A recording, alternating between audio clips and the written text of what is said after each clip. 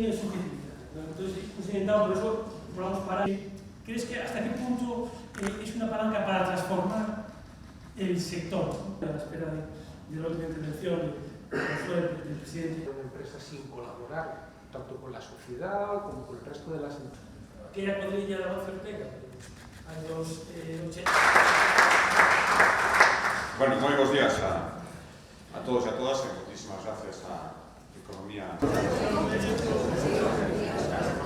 Seguimos sin saber, un ano despois, exactamente o que pasou. A vez iremos vendo máis cousas, onte víamos unhas revelacións bastante reveladoras, valga a redundancia, do que hai, do que non se fixo ben, do que deberíamos aprender para evitar que estas cousas se repitan e de que os dogmas, as posturas inamovibles, o non querer asumir responsabilidades, normalmente non levan a ningunha parte. Un ano despois, aquela é unha situación dificilísima, o día seguinte do apagón, as reaccións, pensábamos que, insisto, nos iban a decir o que pasou, sobre todo para que non volvera a pasar, por desgracia non foi así.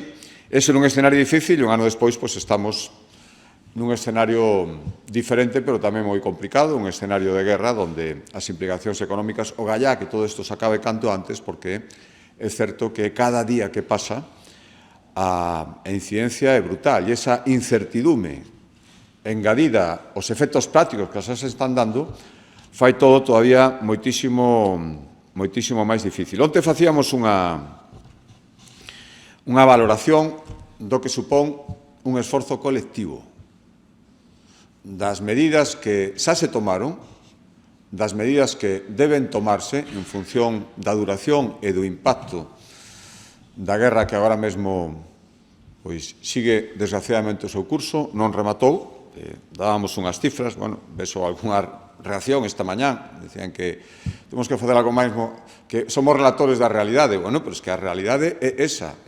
A xente ten que saber que cos impostos que pagades todos os que estades aquí, que pagan todos os galegos obrigados a facelo, se está aportando para un esforzo que agora é necesario. Ninguén tiñamos ninguna dúbida de que había que tomar medidas inmediatas. O máis directo son as rebaixas fiscais. Hai outras maneiras, pero acordarnos de rebaixas fiscais. Galicia aporta casi as 2/3 partes do impacto económico das medidas que se tomaron o venres pasado, que se tomaron dende o Goberno central, que probablemente era quen tiña que tomalas, poñéndonos a todos antes de acordo ou informándonos, sobre todo cando, insisto, o impacto sufrimos todos os galegos. Insisto, non se trata de discutir a necesidade de tomar medidas, se trata de poñer en cuestión, discutir, pois eso, que non se discutiran antes, que non se chegara a un acordo sobre o que era mellor, ou polo menos que non houbera algunha información. Eses máis de 40 millóns de euros o mes que se van detraer dos impostos autonómicos polas medidas que tomou o Consello de Ministros o venres pasado, o lóxico era telo feito antes cunha información, cun diálogo, os que apelan sempre ao diálogo, fixeron que os que van sufrir máis impacto, que son os galegos, os seus representantes, a administración que administra os seus recursos, se enterara o mesmo que o tempo que todo o mundo.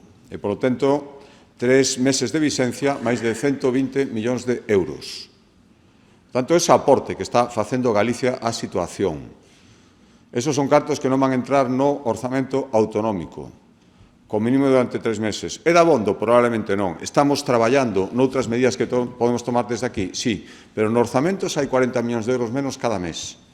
Haberá que tomar outras, sobre todo dirixidas ás empresas, os problemas que vai haber agora de circulante, investimentos que se fixeron, lóxicamente non prevendo esta situación, e que agora xa hai un parón nas relacións comerciais, na logística, na entrega de pedidos, no envío de produtos elaborados, todo eso causa un impacto, por lo menos un impacto circunstancial. É moito máis coa incertidumbre de non saber hasta onde vai durar e hasta onde se vai estender. E, polo tanto, ali estaremos tamén